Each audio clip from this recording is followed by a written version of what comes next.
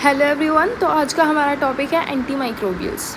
Anti microbials जो होते हैं वो एक ब्रॉड कैटेगरी के अंदर आते हैं जिनको हम बोलते हैं कीमोथेरेप्यूटिक ड्रग्स। अब तक हम सोचते थे कि chemotherapy is only for cancer treatment like that, but it's not like that. जो कीमोथेरेपी है वो दो तरीके की जो मेडिकल कंडीशंस होती है उनके लिए काम आती है। एक तो इन्फेक्शियस डिजीज़ के अगेंस्ट हम जितने भी ड्रग्स देते हैं वो भी कीमोथेरेपी के अंडर ही आते हैं, और जितने भी हम मैलिग्नेंसी के अगेंस्ट ड्रग देते हैं, टारगेटेड थेरेपी या साइटोटॉक्सिक थेरेपी, वो भी हमारी कीमोथेरेपी के अंडर ही आते हैं। तो जो इन्फेक्शियस डिजीज़ के अंदर जो हम एंटी माइक्रोबियल्स देखते हैं वो है हमारे कीमोथेरेपी जो है एक ब्रॉड कैटेगरी, उसके अंदर ही आते हैं। So anti microbials comes under the broad category of chemotherapeutic drugs, और कीमोथेरेप्यूटिक ड्रग्स में इन्फेक्शियस डिजीज़ आती है, मैलिग्नेंसी आती है। तो before diving directly into the classification हम देखेंगे कि एंटी माइक्रोबियल्स की डेफिनेशन क्या होती है। Anti microbials may be naturally obtain, they may be semi synthetic, they may be synthetic drugs that act against micro organism. ऐसे स्पेसिफाई नहीं किया गया है कि ये किल करेगा माइक्रो ऑर्गेनिज्म को, ये एक्ट करेगा अगेंस्ट माइक्रो ऑर्गेनिज्म, और ये बात आपको ध्यान रखनी है। Without harming the host means जिस इंसान को हम वो एंटी माइक्रोबियल दे रहे हैं it should not harm that human और दैट ऑर्गेनिज्म। सो अगर हम बात करें तो anti microbials may be naturally obtained, may be semi synthetically made, may be synthetically made that harms the micro organism without harming the host. ठीक है, this is the whole definition. These agents are naturally obtained, semi-synthetic and synthetic drugs that act against microorganisms without harming the host. अब हम बात करते हैं anti microbials की classification की। There are various basis जिनको लेके जो एंटी माइक्रोबियल्स हैं उनको क्लासीफाई किया गया है। It may be classified on the base of structure, जैसे कि अगर केमिकल स्ट्रक्चर में तुम्हारे बीटा लैक्टम की रिंग आ गई है तो एंटी माइक्रोबियल्स को बोल देंगे कि बीटा लैक्टम्स होंगे। सो बेस्ड ऑन स्ट्रक्चर्स बहुत सारे टाइप होते हैं, जैसे कि बीटा लैक्टम्स, फ्लोरोक्विनोलोन, सल्फोनामाइड्स, ये बहुत सारे एंटी माइक्रोबियल्स को हम क्लासीफाई कर सकते हैं on the basis of the structure. Based on source कि वो हमें मिल कहाँ से रहा है, कि वो हमें किसी माइक्रो ऑर्गेनिज्म से मिल रहा है, हमने खुद बनाया है, सेमी सिंथेटिकली हमने ऑब्टेन किया है। सो बेस्ड ऑन सोर्स भी हम एंटी माइक्रोबियल्स को क्लासीफाई कर सकते हैं। बेस्ड ऑन ऑर्गेनिज्म, ये ऑर्गेनिज्म ये नहीं है कि किस ऑर्गेनिज्म से वो एंटी माइक्रोबियल जो है वो डिराइव की गई है, नहीं, इट इज़ बेस्ड ऑन कि वो किस माइक्रो ऑर्गेनिज्म के अगेंस्ट काम कर रहा है। तो इसमें जो क्लासिफिकेशन ऑफ माइक्रो ऑर्गेनिज्म हम पढ़ते हैं कि वायरस, प्रोटोजोआ, हेलमिंथ्स, तो वो सारे के सारे डाल देंगे कि जैसे anti viral, anti protozoal, anti helminthic, तो ऐसे वाले। तो based on organism. Based on activity, based on activity पे अब हमने जब डेफिनेशन पढ़ी थी तो it harms the micro organism, ये नहीं स्पेसिफाई किया गया था कि वो किस तरीके से हार्म करता है। तो बेस्ड ऑन एक्टिविटी उस चीज़ को स्पेसिफाई करता है कि वो ऑर्गेनिज्म को मारेगा या वो ऑर्गेनिज्म के मल्टीप्लिकेशन को रोकेगा। ठीक है, whether it is bactericidal, whether it is cidal or whether it is static. Cidal means it will kill the microorganisms, static means it will just stop the multiplication of the organism. Based on mechanism of action, mechanism of action जो है ये सबसे important classification है which is most frequently asked and मतलब जो general आपका anti microbials का है। तो ये जो मैकेनिज्म ऑफ एक्शन की जो क्लासिफिकेशन है ये सबसे ज़्यादा इंपॉर्टेंट है, और इसकी ही ट्रिक्स जो है हम डिस्कस करेंगे क्योंकि यही सबसे ज़्यादा ट्रिकी होता है याद करना। देन आते हैं हम based on spectrum of activity कि वो नैरो स्पेक्ट्रम एंटीबायोटिक है या ब्रॉड स्पेक्ट्रम एंटीबायोटिक है।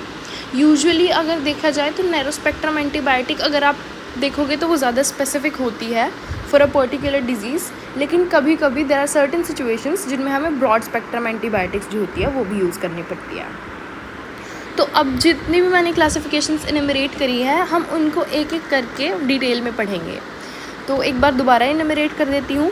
The anti microbials can be classified based on their structure, based on their source, based on organism, based on activity, based on mechanism of action and based on spectrum of activity. अब हम सबसे पहले देखते हैं based on structure. Based on structure क्या होता है कि based on it's chemical structure, जैसे कि अगर किसी के केमिकल स्ट्रक्चर में बीटा लैक्टम की रिंग आएगी, I don't know how it is made, अगर किसी के केमिकल स्ट्रक्चर में ये बीटा लैक्टम की रिंग आएगी तो वो बीटा लैक्टम्स हो जाएंगे। अगर किसी और का कोई और स्पेसिफिक स्ट्रक्चर होगा तो वो कुछ और हो जाएंगे। टेट्रासाइक्लिन्स का अपना अलग स्ट्रक्चर होता है, सल्फोनामाइड्स का अपना अलग स्ट्रक्चर होता है। तो based on structure these can be classified like that. उसके कुछ एग्जाम्पल्स हम देख लेते हैं कि बीटा लैक्टम्स, क्योंकि उनका केमिकल स्ट्रक्चर सेम है, aminoglycoside, tetracyclines, sulphonamides and fluoroquinolones. इसमें और भी आते हैं लेकिन एग्जाम्पल्स। तो हम बात करते हैं क्लासिफिकेशन बेस्ड ऑन स्ट्रक्चर की। क्लासिफिकेशन बेस्ड ऑन स्ट्रक्चर में हम देखेंगे कि एक केमिकल स्ट्रक्चर जो होता है उसके बेसिस पे हम क्लासिफाई कर देते हैं एंटी माइक्रोबियल्स को। जैसे कि अगर सब में बीटा लैक्टम रिंग है तो हम बीटा लैक्टम्स बोल देंगे। अगर सब में एक स्पेसिफिक कोई केमिकल स्ट्रक्चर है तो हम उनको वो बोल देंगे। जैसे कि बीटा लैक्टम्स में बीटा लैक्टम रिंग्स होती है। अमाइनोग्लाइकोसाइड्स का अपना एक स्पेसिफिक स्ट्रक्चर है। टेट्रासाइक्लिन, सल्फोनामाइड्स, फ्लोरोक्विनोलोन्स, इन सब चीज़ों का अपना अलग अलग स्ट्रक्चर है। तो इसमें आपको जितने भी अब वैरायटी ऑफ ड्रग्स पता है तो आप कुछ भी डाल सकते हो इसमें। मतलब इसका याद करना मेरे को नहीं लगता कि इतना ज़रूरी है इसका अभी याद करना। जब आप आगे जब आप आगे इसको देखोगे तो आपको खुद हो जाएगा कि हाँ दिस इज़ द कैटेगरी, और हम इसको इस क्लासिफिकेशन में इसके एग्जाम्पल्स में रख सकते हैं। फिर अब हम आते हैं बेस्ड ऑन सोर्स पे। बेस्ड ऑन सोर्स पे हम दो तरीके में इसको डिवाइड कर सकते हैं। अब हमने देखा था कि उसकी डेफिनेशन में लिखा था एंटी माइक्रोबियल्स की डेफिनेशन में, it may be naturally obtain, may be semi synthetic और मे बी सिंथेटिक। अगर नेचुरली ऑब्टेन्ड है तो भी can be from various sources. तो अगर तुम्हारा कोई भी एंटी माइक्रोबियल किसी भी माइक्रोब से आया, किसी भी माइक्रो ऑर्गेनिज्म से आया है, then it will be antibiotic. और अगर वो किसी माइक्रोब से नहीं आया तो हम क्या बोलेंगे उसको, नॉन एंटीबायोटिक। ठीक है।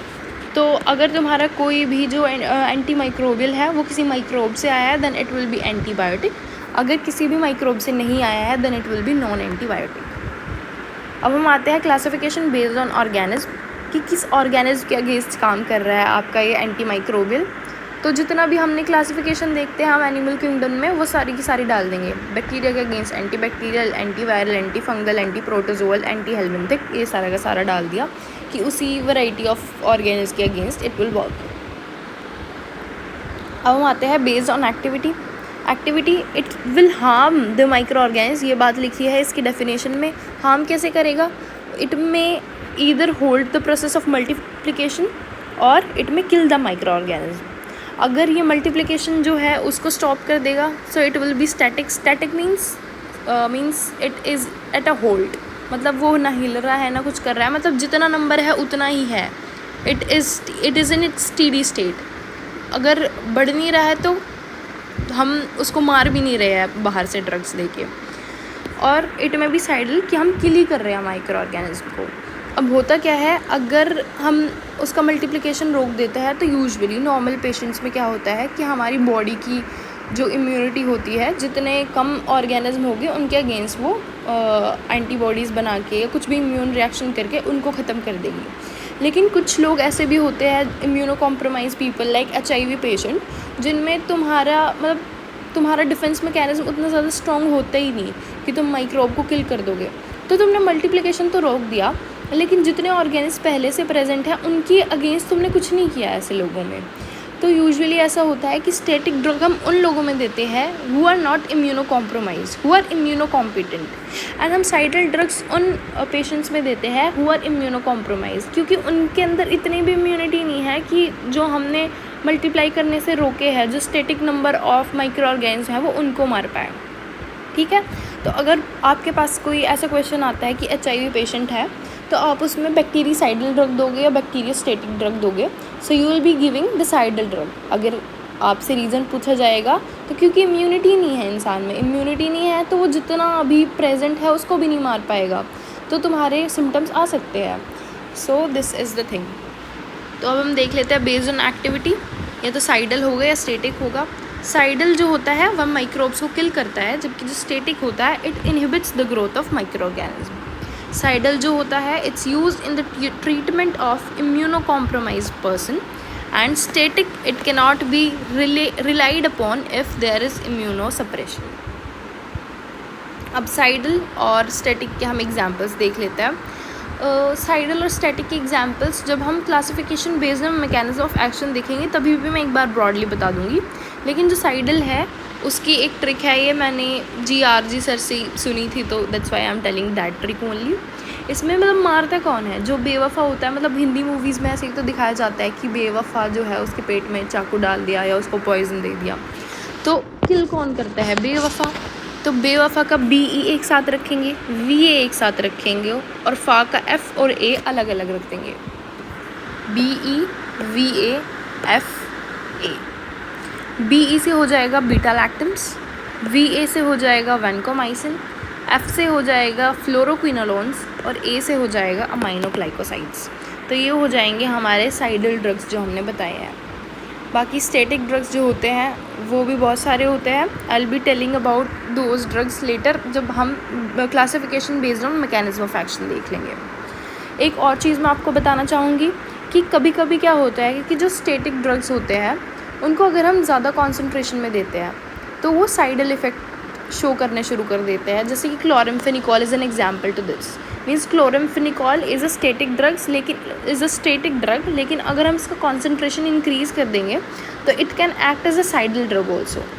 सो और at increased concentration, some static drugs may produce cidal effects, that is chloramphenicol. तो इससे आपको स्टैटिक ड्रग्स जो होते हैं उनके एक एग्जाम्पल याद हो गया, दैट इज़ क्लोराम्फेनिकॉल। सो